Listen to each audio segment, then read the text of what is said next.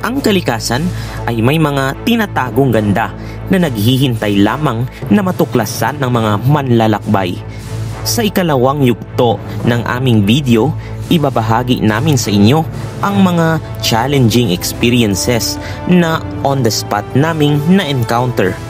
Mula sa napakagandang kuweba sa Tubungan, Iloilo na kung tawagin ay Bato Simbahan, papunta sa nakaka-relax na ilog sa Igbaras, Iloilo kung saan naabutan kami ng pagtaas ng tubig at paglakas ng agos nito dahil sa bagyo.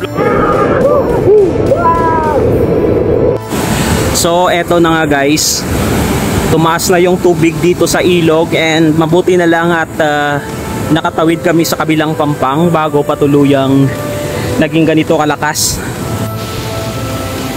Upang lubos nyong malaman, heto at sisimulan na natin ang kwento. Ako po si Miko at ito ang Wonderverse. Welcome to Igbaras!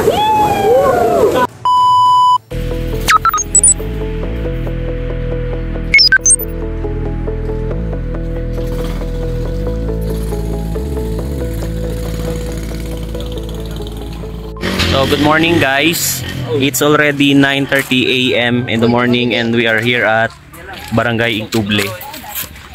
So later on we will proceed with our journey going to Aningalan. So we are hoping for a positive weather. But today medyo mainit naman, hindi naman makulimlim. Uy, ang ayam to you. So before we proceed to Aningalan guys, meron kami ditong gustong itry na attraction and we are hoping na sana ay available siya today. So guys, before you proceed with your visit here, you need to secure the following slips here at the ticketing booth. And you will be greeted by their beautiful ano tawag niya? Mas na tagalista. Uy, matagpul. Ayos na. Ala, dito kami ko tao na. Oh, kami tao. Hey, tawga yan. Yan tawga. Brother.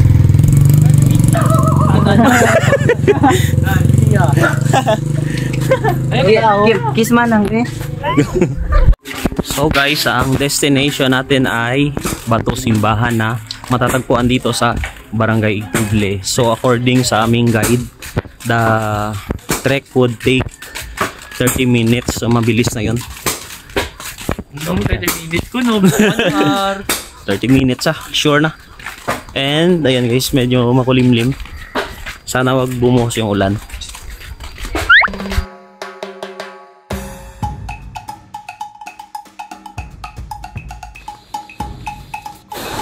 So eto guys, meron tayong river crossing. Mababaw lang ito. Hindi abot ng tuhod. Malamig ng tubig. Ay, sinilas ko. Sinilas ko.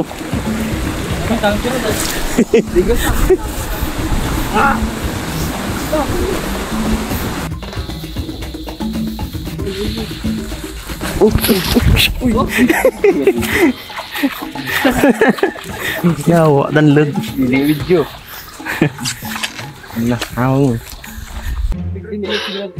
Hi guys. Time check. 9:53. Malapit na mag 10 AM. Agoy! Malapit na rin tayo sa Bato Simbahan. Alright. Ala, ganda. Excited. Maputik ang daanan. Pero malamig ang tubig. Ang aming dinadaanan ngayon ay may mga puno ng saging. Tapos may rock formation dito sa taas guys. Ayan. Eto na. Ayan, natatanaw ko na yung opening. Ayan. So may ano dito guys, may parang stone wall. Ayan. may stone wall sa gilid. Ayan, no?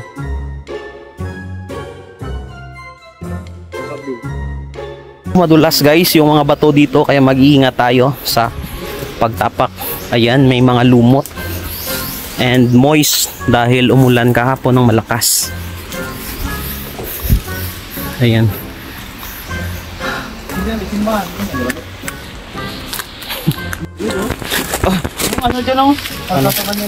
Dalom. So medyo malalim dito guys, may mga butas-butas. Mag-iingat tayo din. Merong dalawang malalaking bato na kailangan nating daanan. So mag-iingat din dahil ayan, may lumot, madulas. Para tayong nasa pila ng Meralco. Oy, next patuli.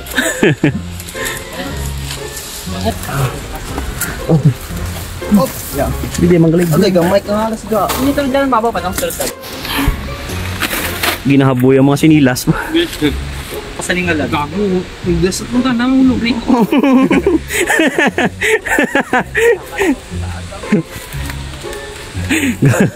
Gadasak yan.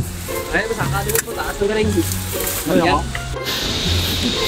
Ayan. So dito sa labas guys ng Bato Simbahan, makikita nyo yung statue ng ano diyan, Virgin Mary.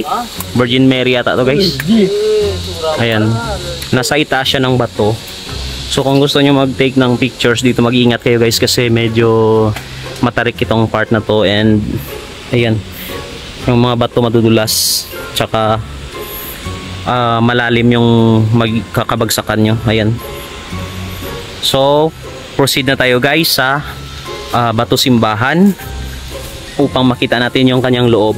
Tara!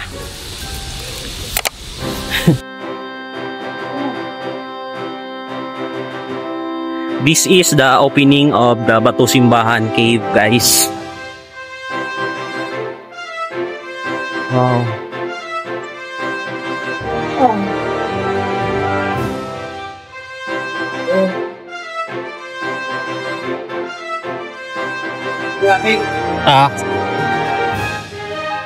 Hello guys, nandito kami ngayon sa loob ng Bato Simbahan and as you can see, madilim dito but the view is spectacular. Ayan.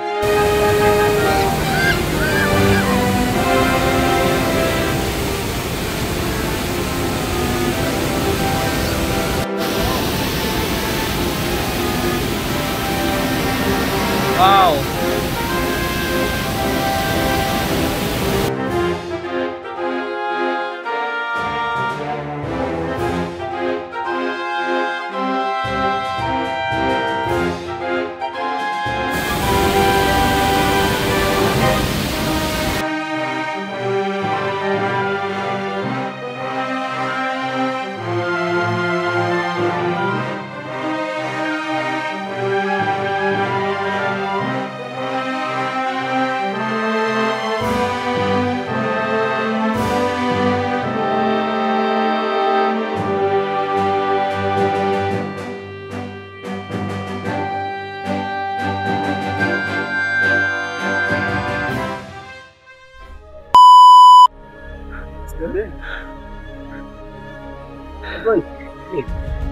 Ito guys yung mga klase ng nature trip na wala sa plano, on the spot lang talaga.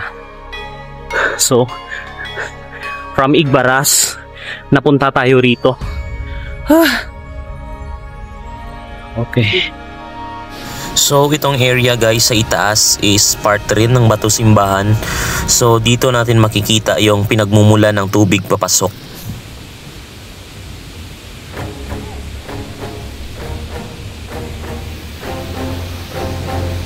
Sa pagpasok nyo dito sa area na ito guys, yung pinaka notable features na makikita nyo rito is yung mga malalaking stone walls na nasa gilid. And meron din dito sa itaas na mini falls. Yan, yung tubig dito, yan yung dumadaloy papasok sa Bato Simbahan. Ayan. And ayan, kung napapansin nyo, meron din ditong parang mga century old trees na talaga namang nakakamanghang tingnan.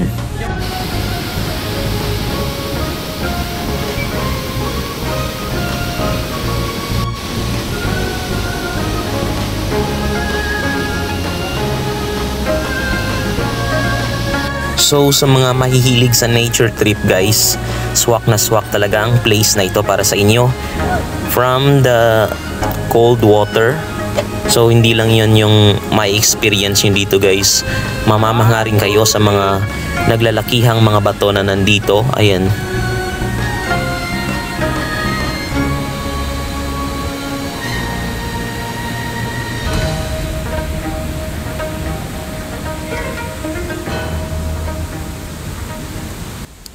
At dito naman sa portion na ito guys, meron ditong malaking bato. So sa ibaba niya meron kaming nakitang butas. Para siyang maliit na kuweba.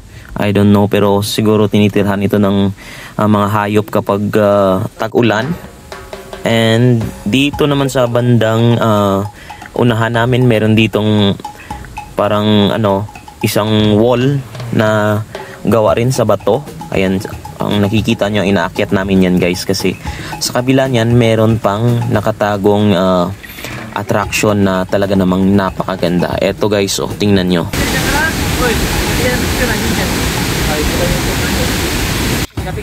So kahit saang area ka dito guys tumingin, kahit saang side, talagang hindi ka madi-disappoint kasi marami kang makikita dito ang mga rock formations na talaga namang nakaka-relax, lalong-lalo na yung sound ng tubig, nakaka-unwind ng isip. Ayan, so sa mga mahihilig talaga sa mga adventure kagaya nito guys, this is a perfect place for you. You should visit this place. Located ito guys sa Igtuble, Tubungan, Iloilo, and nasa itaas lang ito ng Bato Simbahan. So ayan, tingnan nyo guys, sinusubukan ko yung malaking bato na parang altar.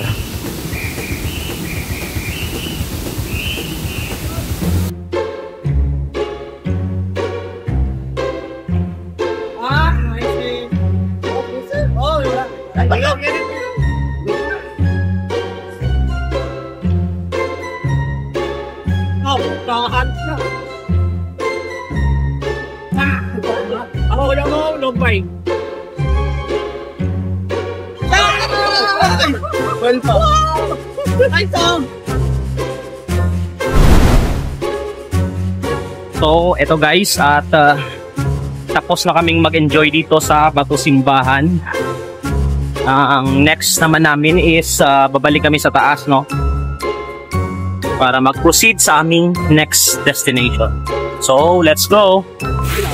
So guys, time check 11:30. Balik na kami sa taas. Everyone, gutom na. Gutom na everyone.